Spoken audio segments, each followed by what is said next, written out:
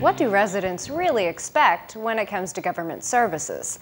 I'm Jill Horner. This is Comcast Newsmakers. With me is Mayor Paul Medany of Deptford Township. Thanks for being with us. Thanks for having me, Jill. When we talk about municipal services, governmental services, break that down for us. We pay our tax bill, but only a portion of that tax bill is actually going to pay for those services we get at a local level. That's right. Local municipal government gets 20% of your tax dollar, which we talk about all the time. But what we want to do is get people to know what that 20 cents buys you. It buys you certain things. It buys you trash pickup and police protection, and we can go on and on. But we want them to know that's what the costs are. So what then becomes a necessity and what becomes a nice perk of that 20 cents? Yeah, you see, that's what we're trying to put out there now. And I guess one example or one analogy is 911. If you call 911, you certainly expect an ambulance to get there as quickly as possible. Our response time in Deptford Township is like 5.5 seconds, which is great. But we have 4 ambulances. Do you want 2 ambulances and get rid of 2? No, you don't.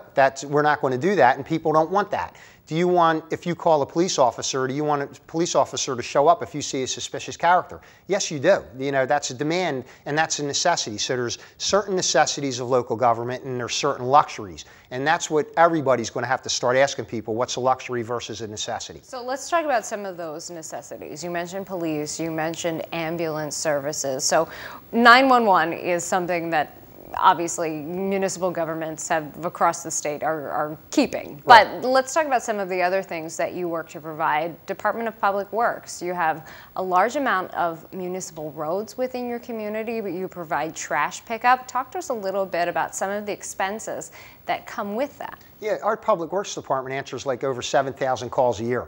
A lot of them are just answering questions, but a lot of them are calls for service. So do people want their leaves picked up? If you live in a development, what are you going to do with your leaves? So I would think that's pretty much a necessity.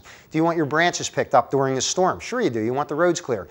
But do you want your snow plowed? How do you want it plowed? Do you want us to come and do 2 passes on 500 roads, or do you want us to control that cost? These are all operating expenses that people have to start asking questions.